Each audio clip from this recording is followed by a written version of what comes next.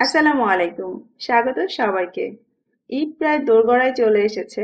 অনেকেই হয়তো ভাবছেন এই ঈদে একটু স্পেশাল কিছু রান্না করার। তাই আজকে আমি আপনাদেরকে মাংস দিয়ে মজাদার একটা কোফতা কারি তৈরি করে দেখাবো। আশা করছি আপনাদের অনেক ভালো লাগবে এবং এই ঈদে আপনারা অবশ্যই একবার এটা ট্রাই করবেন।